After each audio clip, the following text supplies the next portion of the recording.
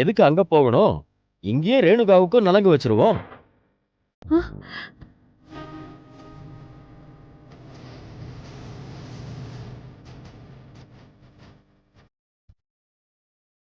வேலு, நான் சொல்றது சரிதானே? இனிமே இங்க இருந்து நீங்க 2 பேரும் வீடு போய் சேர்றதுக்குள்ள நல்ல நேரமே முடிஞ்சிரும்டா. அதனால ரேணுகாவுக்கும் இங்கேயே நலங்கு வச்சிடலாமே. வா.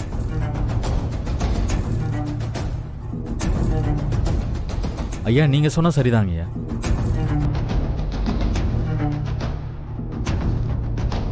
ரேணுகா, வாமா.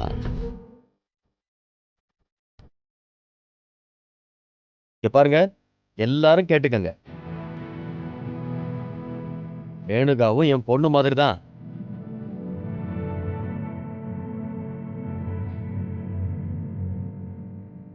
என் பொண்ணுக்கு எப்படி நீங்க நலங்கு வச்சு வாழ்த்துனீங்களோ அதே மாதிரி ரேணுகாவையும் வாழ்த்தணும்.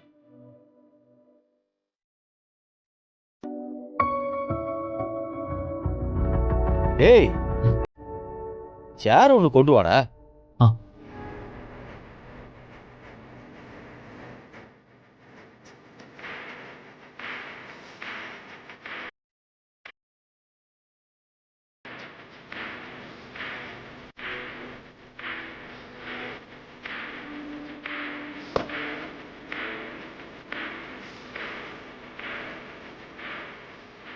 ரேணுகா, போம்மா, போய் உட்காரு போ. அம்மா, அந்த மாலை எடுத்து கொடு. வேலு, அந்த மாலை எடுத்து போடு. இந்தப்பா.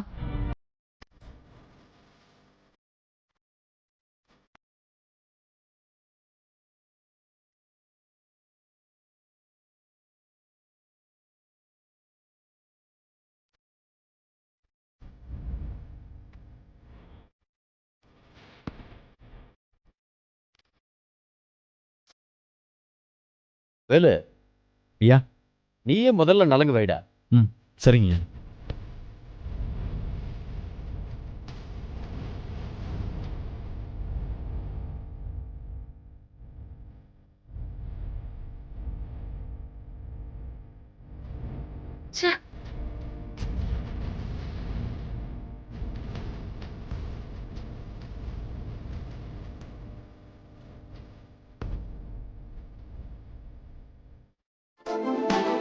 உங்க அப்பா அம்மா கிட்டயும் ரேணுகா அப்பா அம்மா கிட்டயும் நான் பேசி சம்மதம் வாங்குறேன்.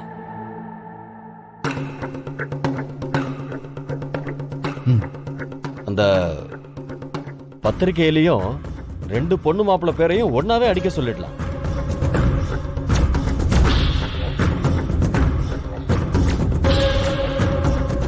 எல்லாருக்கும் கிராண்டா அதையே கொடுத்துடலாம். ரத்னம், கல்யாணம் பண்ணி வைக்கிறேன்னு சொன்னதெல்லாம் கூட சரிப்பா. ஆனா பத்திரிகையில பேர் போடுறதெல்லாம் என்னக்கா இதெல்லாம்? அவன் நம்ம வீட்டு புள்ளக்கா. நம்ம வீட்டு பத்திரிகையில போட்டா என்ன ஆயிட போகுது? அதெல்லாம் ஒரு பிரச்சனையும் வராது. ஒருத்தர் 2 கல்யாணமும் ஒரே நேரத்துல தான் நடக்க போகுது. 2 கல்யாணத்துக்கும் ஒரே பத்திரிக்கை தான் அடிக்க போறோம்.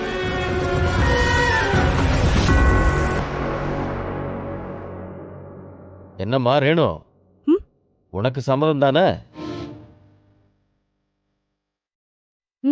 சமாதானம் தான்.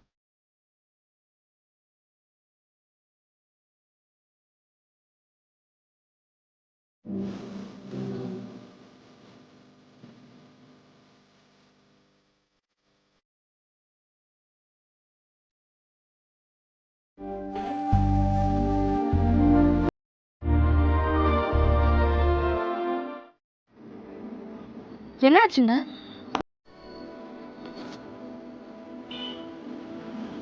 ஒன்றும் இல்லை, முழு சபையில் வச்சு ஐயா கேட்கவும் 2 கல்யாணமும் ஒரே மேடையில் நடத்திக்கலான்னு சம்மதம் சொல்லிட்டேன். ஆனால் அது இப்போ சரியாக வருமா வராதான்னு ஒரே குழப்பமாக இருக்கு. அட என்னங்க நீங்க, இவ்வளோ சூப்பரான சான்ஸ் கிடைச்சிருக்கு, அதை நினைச்சு சந்தோஷப்படாம இப்படி மைண்டை போட்டெல்லாம் குழப்பிட்டு இருக்காதீங்க. என்ன சூப்பர் சான்ஸு? வள்ளியை வெளியில கூட்டிட்டு போய் கல்யாணம் பண்றதெல்லாம் முடியாத காரியம்.